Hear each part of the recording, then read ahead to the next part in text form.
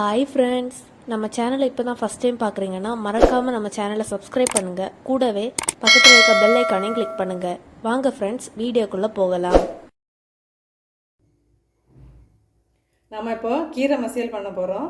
ரொம்ப ஈஸியாக பண்ணிடலாம். இது ரொம்ப ஹெல்த்தியான டிஷ் கூட. எல்லா கீரை மசியலுக்குமே நம்ம இப்போ நல்லெண்ணெய் சேர்த்து சமையல் பண்ணோம் அப்படின்னா நல்லாயிருக்கும். இப்போ ஃபஸ்ட்டு கடாயில் ஒரு 2 அல்லது 3 டீஸ்பூன் நல்லெண்ணெய் சேர்த்துடலாம்.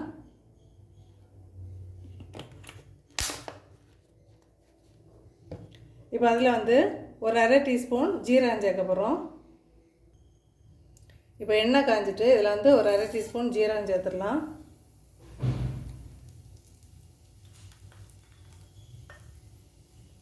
அப்புறம் ஒரு 4 பல் பூடு,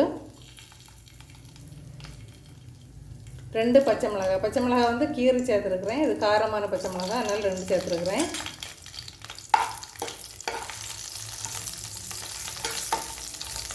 இப்போ இது கூடயே நம்ம சின்ன வெங்காயம் ஒரு கை சின்ன வெங்காயம் சேர்க்க போகிறோம்.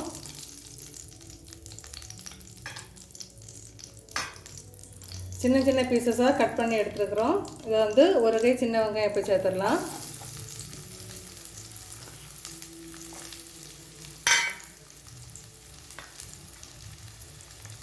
இப்போ இதையும் 1 நிமிஷம் லேசாக வதக்கி விட்டுக்கலாம்.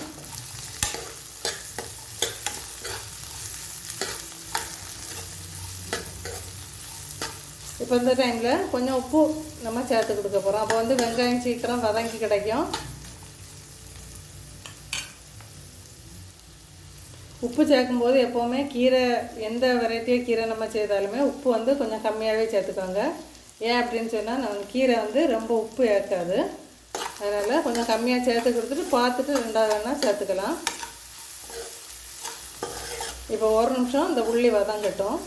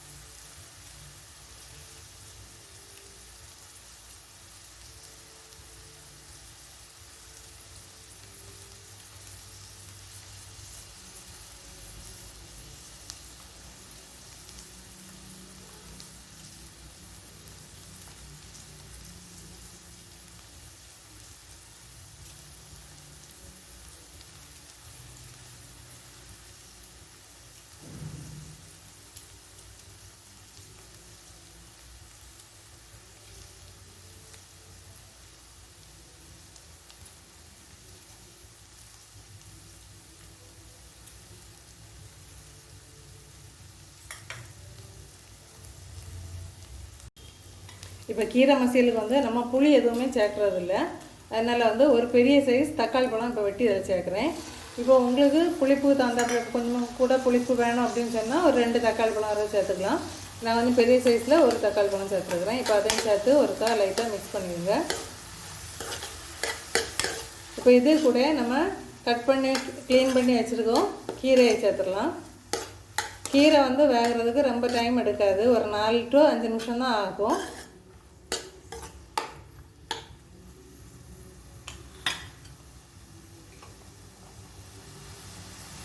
இப்போ கீரை நம்ம அதில் சேர்த்துடலாம். கீரை இதில் தண்ணி எதுவுமே இல்லை.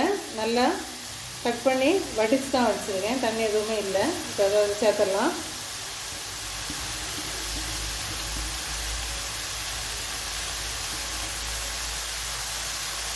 கீரையை நல்லா ஒருக்கா மிக்ஸ் பண்ணி விட்டுட்டோம் அப்படின்னா டக்குனி வெந்துடும்.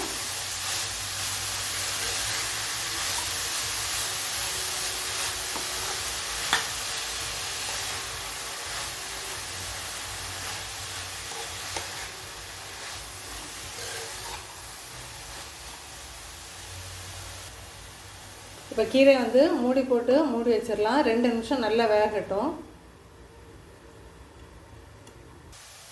இப்போ மசியலுக்கு வந்து ஒரு 50 கிராம் துவரம் பருப்பு எடுத்து தனியாக வேக வச்சு வச்சுருக்கிறேன். இப்போ அதை அதில் சேர்த்துடலாம்.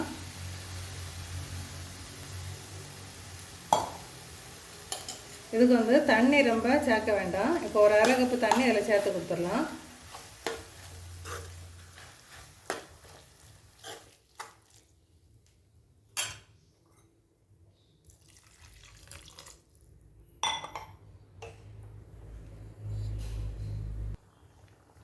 இப்போ இதில் வந்து ஒரு பிஞ்ச் அளவுக்கு நம்ம மஞ்சள் பொடி சேர்த்து கொடுத்துடலாம். அதுக்கப்புறம் ஒரு 2 டீஸ்பூன் தேங்காய் துருவல், இது வந்து ஃப்ரெஷ்ஷாக துருவின தேங்காய் துருவல் அதில் சேர்த்துருக்குறேன். தேவைப்படாது அப்படின்னு உள்ளவங்க, விருப்பம் இல்லாதவங்க ஸ்கிப் பண்ணிக்கோங்க. இப்போ ஒரு 2 நிமிஷம் கூட மூடி போட்டு வேக வச்சிடலாம். இப்போ மசியல் வந்து நல்லா வெந்து ரெடி ஆகிட்டு, அந்த டைமில் உப்பு செக் பண்ணணும் அப்படின்னு சொன்னால் செக் பண்ணி தேவைப்பட்டால் போட்டுக்கலாம். நம்ம இப்போ தாளித்து விட்டுட்டு நம்ம இப்போ அடுப்பு ஆஃப் பண்ணிடலாம். அதுக்கு முன்னாடி கீரை வந்து இன்னும் நல்லா மேஷ் ஆகி வெந்துட்டு இன்னும் மசிக்கணும் அப்படின்னா கரண்டி எடுத்து இப்படி நல்லா மேஷ் பண்ணிக்கோங்க. அப்படி இல்லை அப்படின்னா மிக்ஸி ஜாரில் சேர்த்து கொஞ்சம் ஆறின அப்புறம் மிக்ஸி ஜாரில் சேர்த்து ஒருக்கா ஓட்டி எடுத்துக்கலாம். இப்போ இதுவே கரெக்டான பதத்தில் தான் இருக்குது.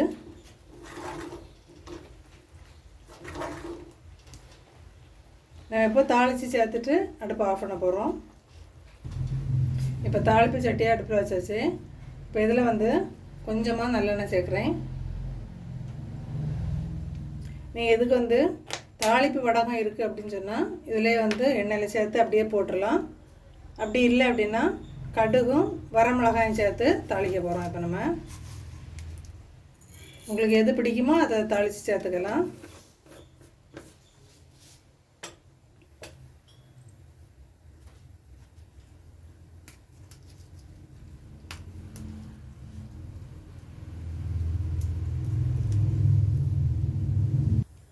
இப்போ கடுகு பொரிஞ்சிட்டு நம்ம வரமிளகாயில் சேர்த்துடலாம்.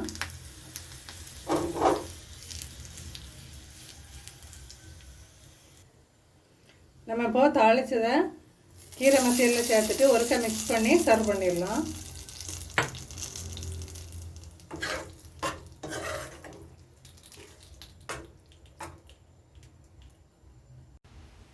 இப்போ நெய் பிடிக்கிறோம்னு சொல்கிறவங்க ஒரு ஸ்பூன் நெய் சேர்த்து ஒரு பிளேட் சாதமே நமக்கு இந்த கீரை மசியல் வச்சு சாப்பிட்றலாம். இதே போல் ட்ரை பண்ணி பார்த்துட்டு கண்டிப்பாக கமெண்ட் பண்ணுங்கள் ஃப்ரெண்ட்ஸ்.